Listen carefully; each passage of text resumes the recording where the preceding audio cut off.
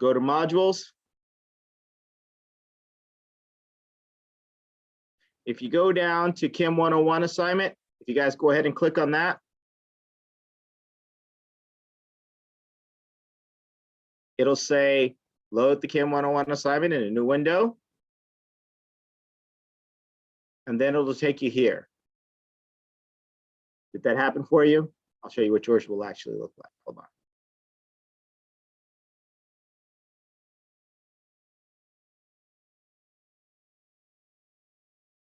Okay, so it should look like this. And then when you click, CHEM101 will pop up. What I'd like you guys to do is enter your school email address. And then go ahead and hit next. And then go ahead and fill out that information. Okay, when you get to the point where you've actually entered all the information, you're going to get a screen that looks like this.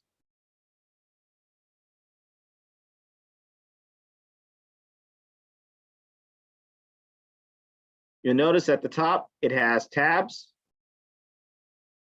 The first one is tabs. So these are things that we're going to be doing in class. If you have stuff there, they're probably planned to be done in class. If you click on your homework tab, it's going to give you all your homework. So you guys technically have a homework that's due tonight at 11:59 p.m., your very first homework assignment. So you want to make sure that you guys do that tonight. So you guys are going to have homework assignments that are going to be due on Wednesdays and Sundays. So CHEM101 is always going to be the same. Every Wednesday, you're going to have a homework assignment due. Every Sunday, you're going to have a homework assignment due. Now you can go ahead and you can get ahead by starting the next homework assignment. That's okay. Are you guys with me so far? Yes, no, maybe? Thumbs up? Yes. Good. Okay, everybody's registered for CHEM101? Okay, so let's see the very first one. Homogeneous mixture is also called a solution, pure substance, heterogeneous mixture, liquid. Solution. Everybody agree?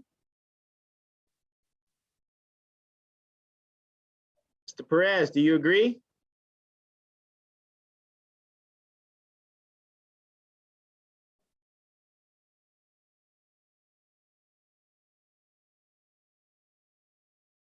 So a couple of you guys said C, a couple of you guys said B.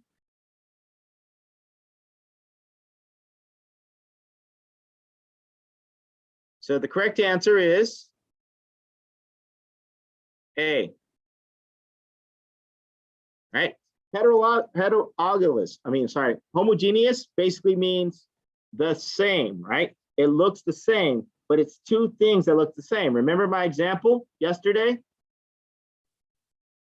I talked about salt and sugar, right? If you look at salt, doesn't salt look like sugar? And if I mix them together, can you distinguish between them? Right? So a homogeneous mixture is also just a solution. A heterogeneous mixture is also a solution, but it's two different things that look different. So that's kind of like salt and pepper. So if I make salt and pepper, can I distinguish between the salt part and the pepper part? You guys can acknowledge me by thumbs up or by yes in the chat window or saying yes.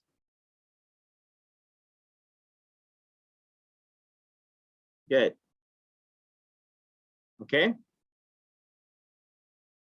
Let's see, what about the next one? It says,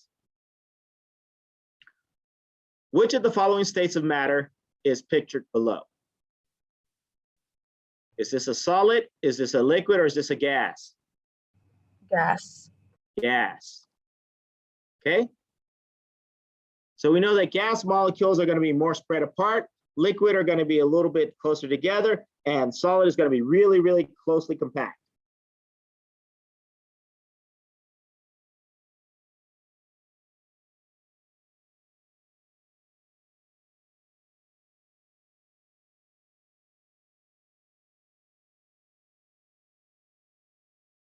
Italian dressing contains oil and vinegar, which will separate out from each other if left sitting.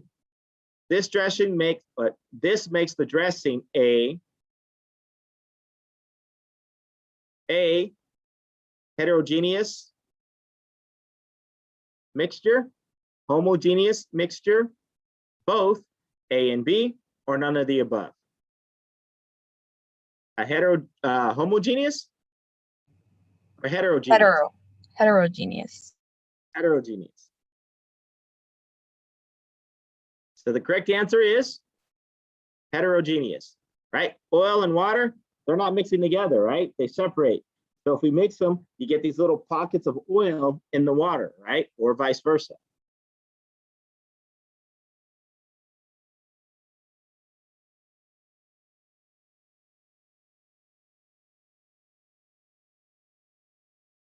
A human is an example of a element, compound, homogeneous mixture, heterogeneous mixture,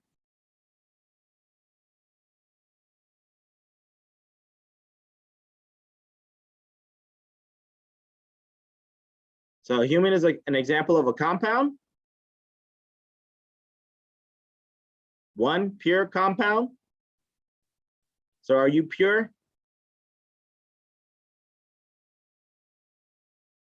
Homogeneous, meaning that if you cut me in half, I'm going to look exactly the same throughout the entire thing. So my bones look like my muscles. Somebody said D, maybe. Heterogeneous mixture. So let's try D. Wow, heterogeneous mixture, right? So if you cut me up in pieces, right? My muscle is going to look red and gooey, kind of like chicken. How many of you guys cook chicken? Anybody cook chicken? Or beef, right? If you cut up beef, right? Does the bone look like the meat? The fleshy part of it? Does the bone look like the meat? Yes, no, maybe? No, right? No. Bone is white, meat is red, right? And the skin, in the case of, let's say, it's chicken, that's kind of whitish, right? So does that all look alike? So remember, homo means the same, right? Homogeneous, the same throughout. Heterogeneous means different, right? So use your knowledge, use what you already know. So remember, I gave you the example. I said often we talk about homosexual. A homosexual is someone who likes the same sex. A heterosexual is someone who likes different, right? Is that right? So think about it in terms of that case. It'll help you remember it in terms of a homogeneous mixture. Okay, so we've talked about compounds. You guys know the difference between a compound, a molecule, and an element, right? What is the difference? Let's see how much you guys remember. H2, is that a compound? Is that a molecule? Or is it an element? And remember, it could be a couple of them.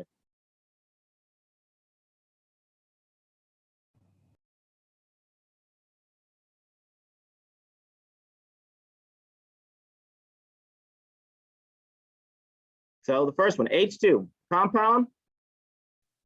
Okay, somebody says a compound. Molecule and an element. So somebody says it's a compound, a molecule, and an element. So you guys think it's all three?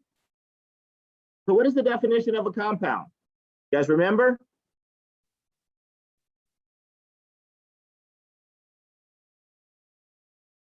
Somebody help me out with the definition. I said a compound is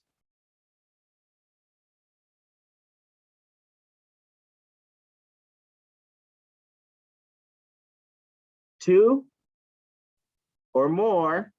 Is it just two or more elements, or is it two or more different elements?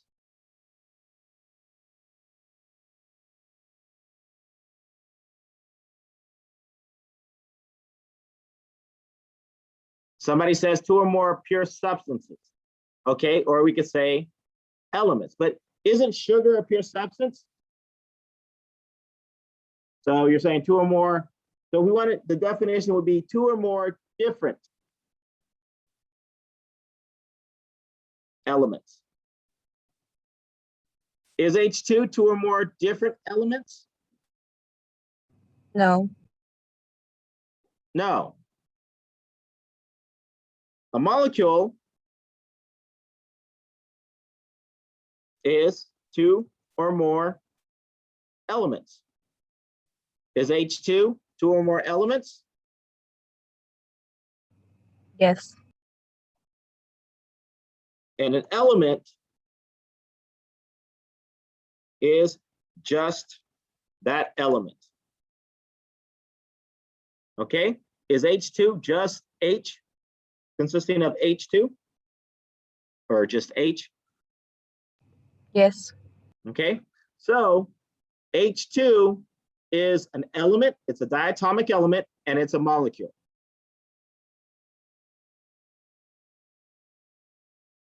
Okay, H2O2, hydrogen peroxide, is that an element or a compound or a molecule?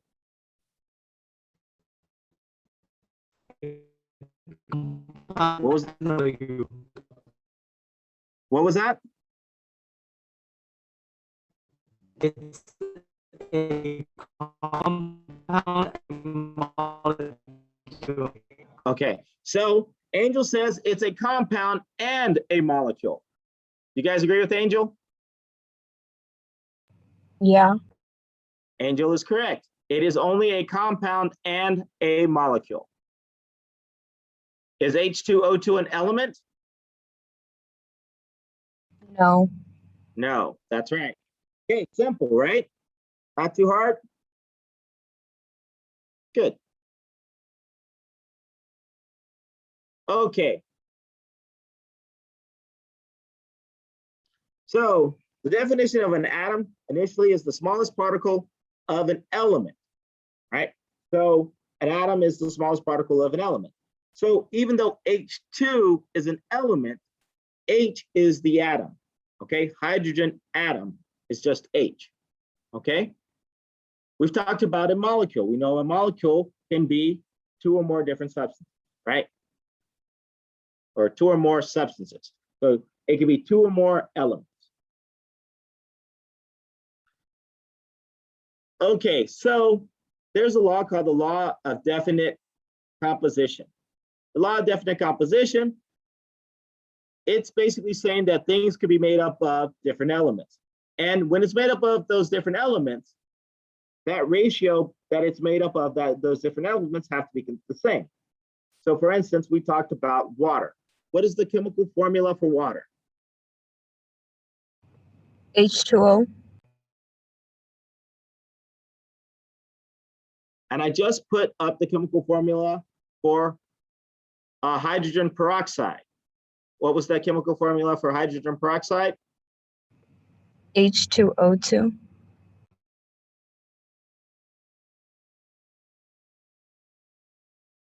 Now, is hydrogen peroxide and water the same thing? No. No. One we put on cuts, it gets all foamy and everything like that. Does water get all foamy when you put it on your cut? No.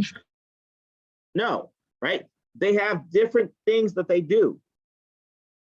So even though that they're made up of the same elements, those numbers, the proportions of those numbers, that 2 to 1, 2 hydrogens to 1 oxygen, compared to the 2 to 2 of 2 hydrogens to 2 oxygens, makes it different. It makes it behave different. You guys understand that?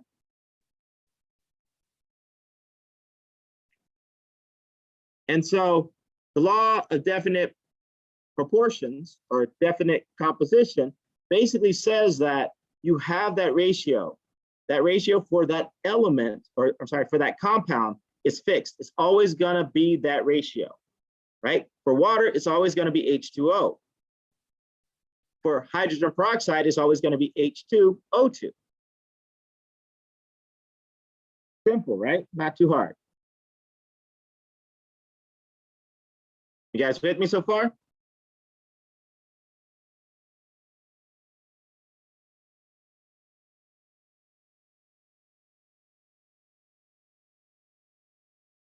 Okay, so let's see.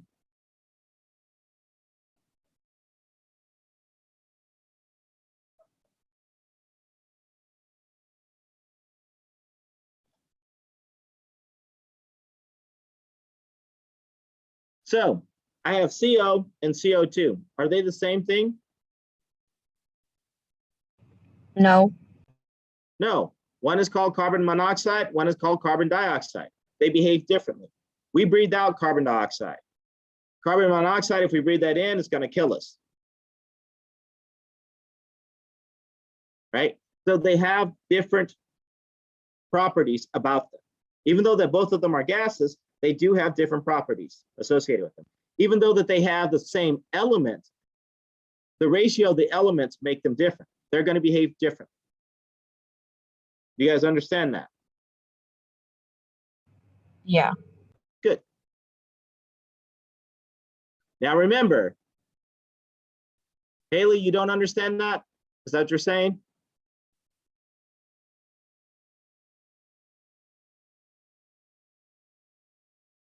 Haley, are you there?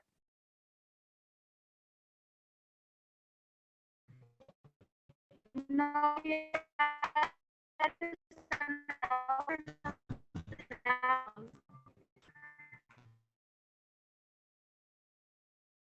Okay, so I couldn't quite make out what you were saying. You mind typing it in the chat window real quick?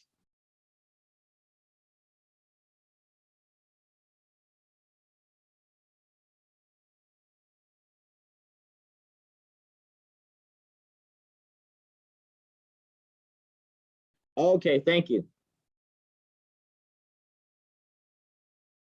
Okay.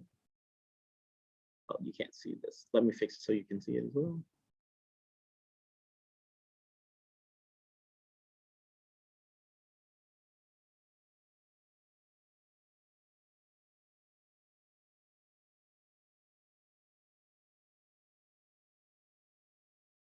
Okay, so now we've talked kind of like about electrostatic forces a little bit. So electrostatic forces are basically those forces that are associated with attraction, right? If something is positive and something is negative, it's going to attract. If you guys take a magnet will attract to each other because it has poles. It has a positive pole and it has a negative pole. If you put two positive poles together, what's going to happen? Two positive poles. It's going to push apart. Yes, that's right. So it's going to repel. So two positive poles will repel. So if I put two positive people in the same room, it's so damn positive, they're going to like, okay, we can't handle that. It's too much, right? Somebody who's two negative people in the same room, they can't be in the same room together because that's too much, right? But if you get a positive and a negative, they kind of balance each other out, right? So then they'll come together, they'll attract. Opposites attract. Positive, negative, attract. Are you guys with me? Yes. Okay, so this is an experiment you guys can do on your own time. Okay, so here we basically have a little, let's see, it's these little balls that are attached to a string, and we take a glass rod and we rub this glass rod with a cloth. Now what happens is that we're transferring electrons. Electrons are being transferred. And then we put that glass rod next to the little balls, and then we remove it. So, oops. In this case, we're basically removing the electrons because we made the glass rod positive. That positive takes the electrons from the balls. And so then if both of those balls were positive, they're going to repel each other, right? So then if you rub a rubber rod with a feather,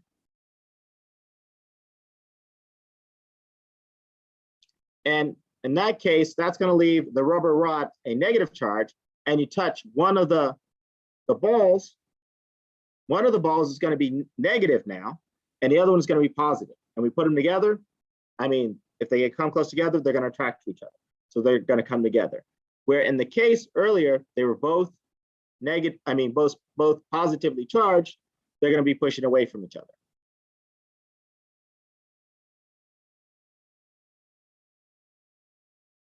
Okay. So when we think about chemistry, a lot of chemistry is going to be associated with that positive and negative charge, right? And so we're going to be talking about positive and negative, what we call ions. We'll talk about that here in a second, okay? So you guys with me so far?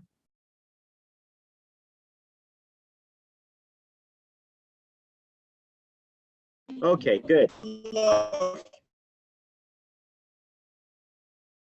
Okay, so yesterday we talked about chemical reactions. You guys should already know this. So this side of the arrow, is this the product or the reactant? Reactants. Reactants. It also says reactants underneath it. Hopefully you're reading the screen, right? On the other side is called the products, right? When we write chemical equations, we always use an arrow. We don't use an equal sign, right? Because the equal sign means something different. And we really don't use an equal sign in chemistry. We kind of use arrows all the time. The arrows let us know which way the reaction is going. One side is going to be the reactant, the other side is going to be the product. So in this case, the reactant is on the left-hand side. On the right-hand side, we have our products. Okay, we talked about balancing the equation, right? So is this equation balanced?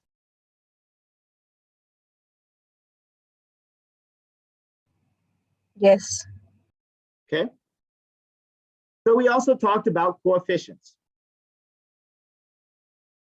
We know that the number in front of the compound is called the coefficient. The number next to the element, that's subscript, that's called the subscript. And we know that that tells us how many of each of the elements that we have in that compound. You know the difference between a coefficient and a subscript?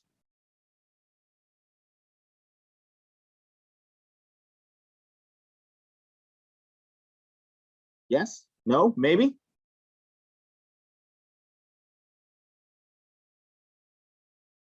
Okay, well, we're going to test out. Okay, so I'm going to write out a chemical equation on the board.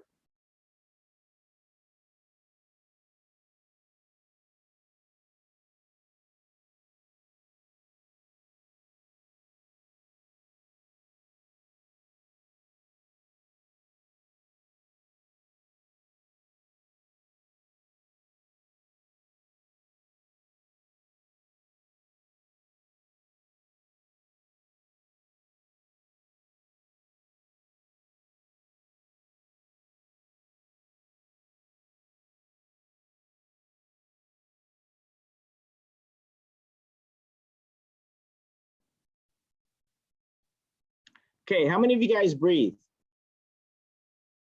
Do you breathe? Okay. Yeah. Yes. Why do you breathe? What is the importance of you breathing? I need air. You need air to live. Oxygen flows through the body. So we can get oxygen to flow into the body. So why do we need oxygen? Well, of course, we need it. You guys are saying to breathe, right? You guys keep saying it's to breathe. Okay, so this chemical reaction represents cellular respiration. You guys know what respiration means? Yes. What does respiration mean? This one's here. This is your teacher. Yes, I'm the teacher. So what does respiration mean? You better say to breathe, right? So respiration is just the process of breathing. Cellular respiration is what the cell needs to do, right? So the reason why you breathe is so you can basically make energy, right? We need oxygen so that we can make energy.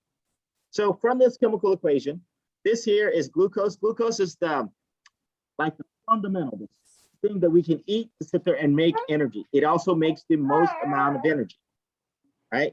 So if I remember correctly, if I'm writing the equation out completely, we would get ATP and heat. So, how many guys have Thanksgiving? None of you guys eat turkey on Thanksgiving? Okay, so what is the thing about Thanksgiving? You guys just eat a little bit? Oh, we're gluttons, right? We're gonna eat like crazy. Anything you see, we're gonna eat. There's gonna be pies, there's gonna be cakes, there's gonna be turkey, there's gonna be everything, right? Everything. Okay, so have you guys ever noticed when you're sitting there in Thanksgiving, you're eating and you're going, oh, no, no, no, no, no. And you have to take that big old deep breath. Oh, no, no, no, no. Right? Does that happen to you guys? Not really. Not really? I guess you guys don't really eat. Y'all need to come to my house. We have plenty of food. You're gonna be eating for days. You're gonna definitely need to take that big old breath, right? But if you notice, after a while, right after you eat that big heavy meal, you ate so much, you get real tired. You're like, oh my gosh, I'm exhausted, right? And you start getting a little hot. Get a little hot. Start sweat a little bit. Does that happen to you? Nah, I just get tired. You just get tired. Well, when you're resting, the sweat comes out. You'll notice you'll have those hot sweats. It's also we often call it the meat sweats, right? Especially during Thanksgiving, because you eat all that meat. You're having turkey, you're having ham, you're having everything, you know. So you get those sweats, right? That's because you're generating a lot of heat. So what your body's doing is making that ATP so we can use it later on, right? And it stores some of it, but it's making all of this ATP so you can actually use it. You're also making, if you guys notice, you guys have to go tinkle after you have a really big meal, gotta go potty, right? You're making that water, and you're probably breathing out a lot too, that carbon dioxide, okay? So this here is the chemical formula for basically breathing, right? And then also breaking down sugar, breaking down food, okay? So C6H12O6 plus O2 yields CO2 plus H2O. Now, we're going to ignore this part. We'll talk about this a whole lot later, right? Is this chemical equation balanced? Yes or no? No. No. Okay, perfect. So that means you guys are brilliant, right? I'm going to put you guys in groups, and you guys are going to balance it, okay? Are you guys ready? Put you guys in little breakout rooms. There's 48 of you. Let's see, how many breakout rooms can we have? We're going to put you guys in groups of 4 or 5. So we had C6, H12, O6 plus O2 yields CO2 plus H2O.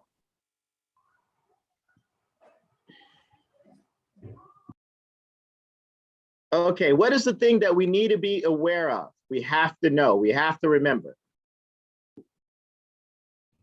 Coefficients apply to the whole compound. Coefficient applies to the whole compound. That's true. We have to know that. What else we have to know? What is that law? There's this law that, you know, Dr. Henry was talking about yesterday. The law of conservation. Law of conservation. What is the law of conservation? Everything that goes in must come out. Yep. What goes in must come out. That's right. Okay, so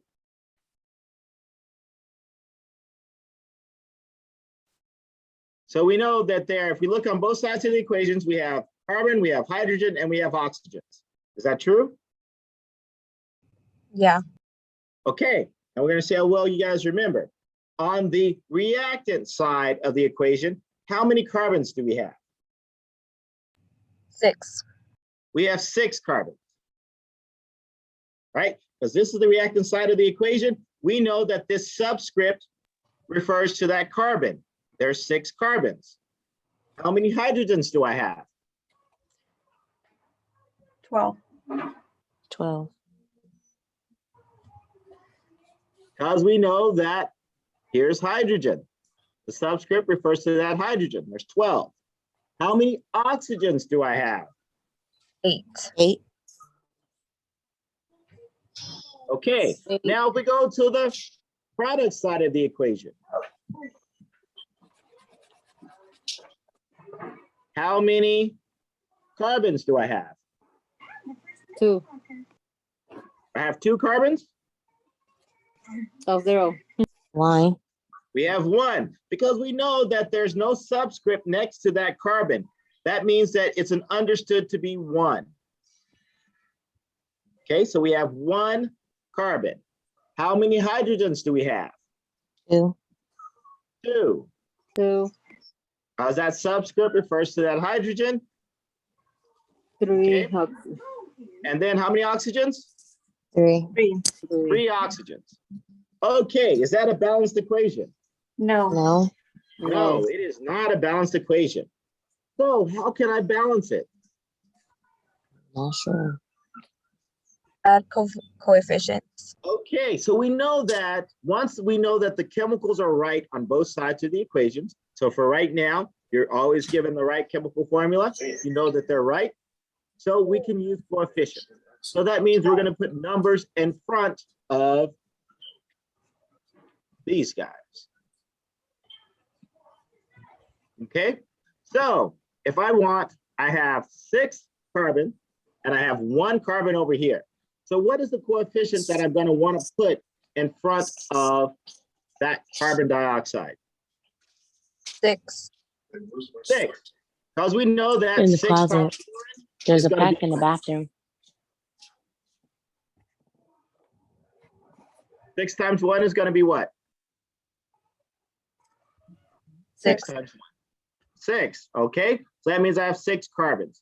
Okay, so now we have to keep track of our oxygen, right? How many oxygens do I have right now? So if I have 6 times 2, how many is that?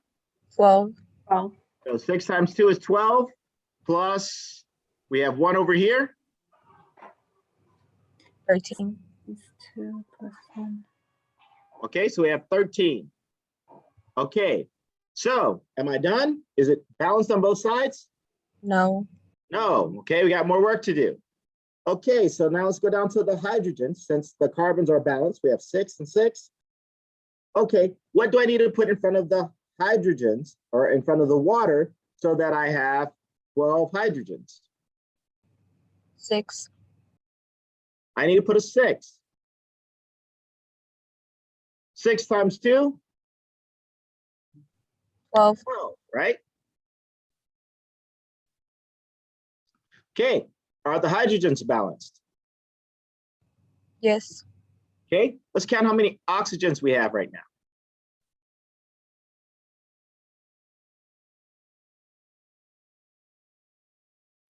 How many for here?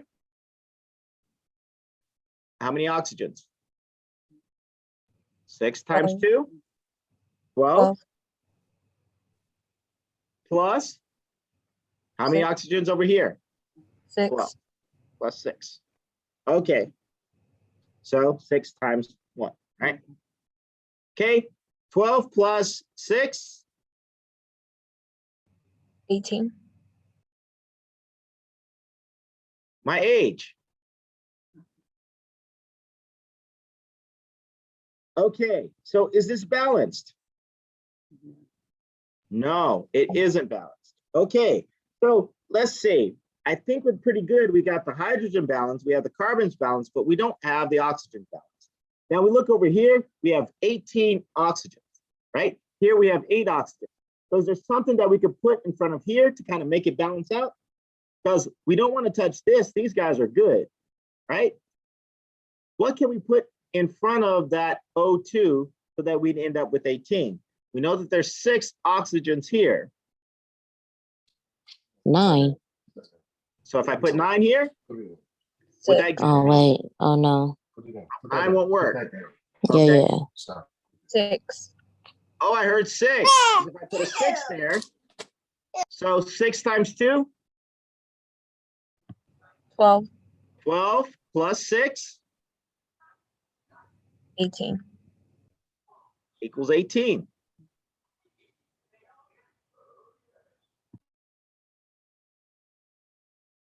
Okay, so is it balanced now? Okay, so this here is the chemical formula for cellular respiration. If you take any bio class, you will see this chemical equation over and over and over and over again. The way I always remember it is sugar is the devil. Sugar, glucose, C6H12O6 is the devil, 666. You guys get it?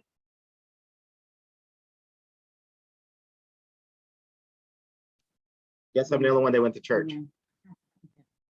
Okay, bad joke, I see.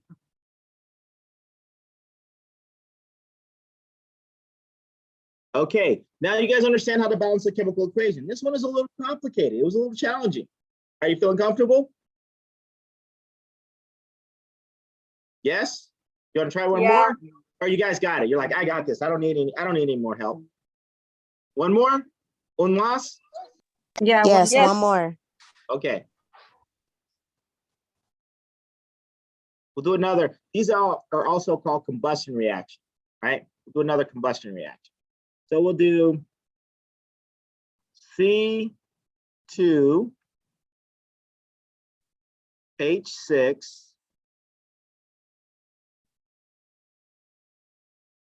plus O2 yields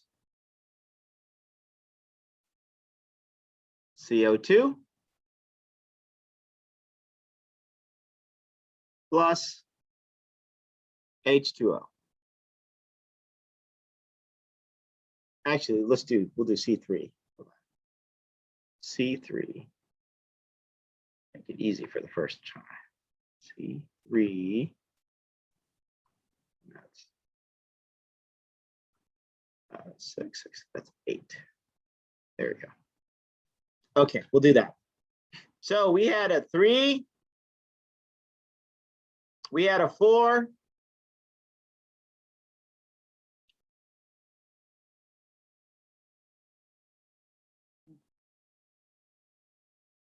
So that gave me 3 carbons, 8 hydrogens, and then we're calculating the number of oxygens.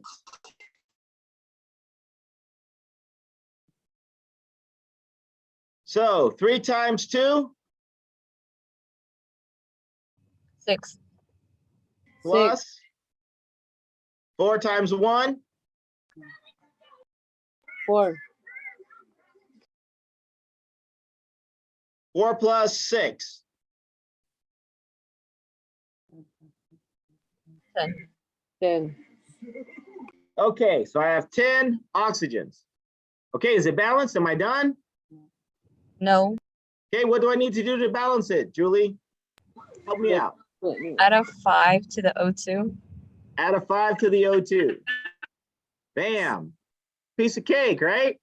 Strawberry cake with chocolate frosting. Good. Okay. Simple, right? Not too hard. Yeah? Yeah. Okay, good. Okay, so we're gonna move on. Let's see if I can stop. Close this up.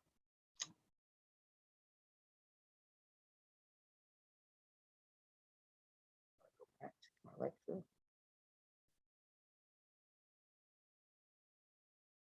Okay, so you guys are feeling pretty comfortable. Don't worry about it. If you're not feeling comfortable, we're going to beat it into you. You're going to feel comfortable towards the end. Okay, but I need to talk to you a little bit more about energy. So we talked about the law of conservation. What you put in, you must get out. So that's pretty much talking about matter. Now, the same thing applies with energy. Remember I told you that when we were talking about cellular respiration, you know, C6H12O6 plus O2 yields CO2 plus water, right? We had energy and we had heat, right? You guys remember that? So there's also the law of conservation for energy.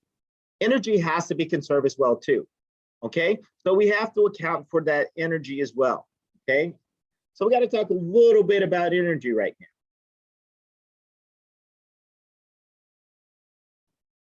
Oops.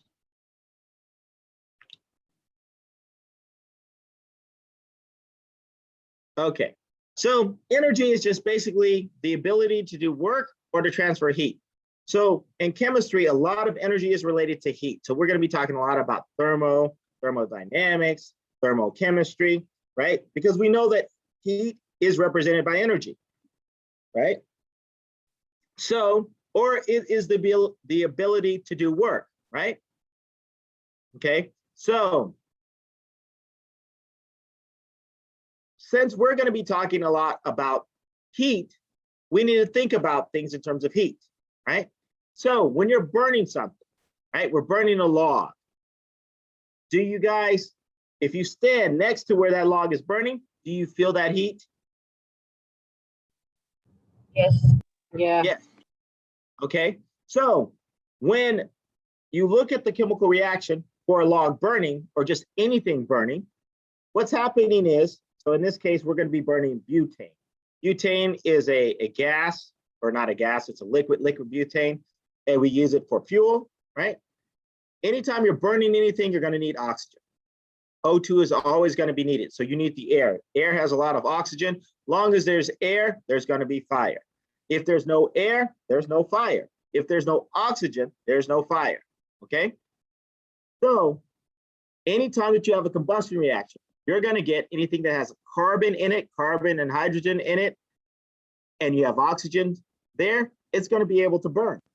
And you're going to end up with carbon dioxide, water, and energy. In this case, energy is being released by you burning things. So that's why we feel the heat, because energy is being released into the environment. Okay, anytime that energy is being released, that is called exothermic. Exo meaning outside, okay? Energy is being released. Now, if something is endothermic, what does that mean? If exo means out, endo must mean what? In, okay? So that means that we're putting energy into a reaction, okay? So an endothermic reaction, we put energy in. So if you think about photosynthesis, we have to put energy into the system. You guys know what photosynthesis is? Where plants use the sun to sit there and make sugar. They use carbon dioxide, water, and the sun. So you're putting energy in. That sun is that energy that you're putting in. Okay? You guys are with me so far? So endothermic means you're putting energy into the system. Exothermic means that you're releasing energy, okay? Or you're putting energy out of the system. Okay, so chemically, the way that we write that is, right? We have our chemical equations, and then we put plus energy. Okay, so if it's on the product side, energy is being released, that means it's an exothermic reaction. If it is on the reactant side, that means it's an endothermic reaction. Are you guys with me? Okay. Okay, so we also talked about molecules moving, right? We said when it's a solid, it does a little bit of moving. When it's a liquid, it does a lot of moving, right? When it's a gas, it's like bouncing off the wall, okay? So because you have all that movement, we have to pay attention to movement. Well, kinetic. Kinetic means what? Anyone? Motion. Kinetic means motion, right? So kinetic energy is just the energy due to motion, the energy due to movement, okay? So often we will be calculating kinetic energy as a result of that.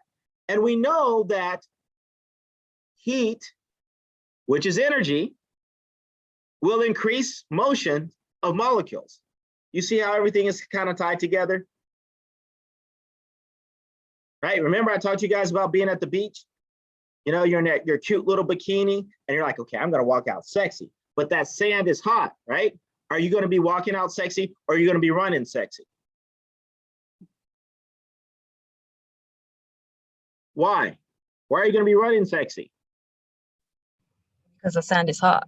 Because the sand is hot, right? So it's going to cause your energy to be moving, right? So heat causes things to speed up. So a reaction will speed up if we increase the temperature. Good? You guys are getting it? Good. Okay, potential energy. Potential energy is just the energy due to the arrangement, right? So it's kind of like you have the potential of getting an A in this class. Now, whether you move and do the things you're supposed to do is something different, but potentially everybody has the ability to get an A, right? But if you don't put any work into it, you're not going to get that A. You want to get that kinetic energy. You want to get that motion going, right? So potential energy can be converted into kinetic energy so you can get your A. You guys understand that, right? Okay, now here's the secret. Energy is conserved as well. So we could have potential energy, we could have kinetic energy, we could have chemical energy. We can convert all of these guys to sit there and keep that energy conserved. It's never lost. That system always contains the same amount of energy. Okay? You guys with me so far? Okay, so Einstein, you guys heard of Einstein. He says that E equals mc squared, right? So E represents energy, M represents mass, C represents the speed of light. So here's a way of connecting the relationship between mass and energy, right? Okay, so I want you guys to think about this. Now, if I have a marshmallow and I throw a marshmallow at your head, is that going to hurt too much? No. Okay. Now, if I have a coffee cup and I throw a coffee cup at your head, is that going to hurt too much? Yeah. Yeah. Okay. Why? It's heavier. Or yeah. Okay. Now, which one is going to have more energy associated with it? The cup.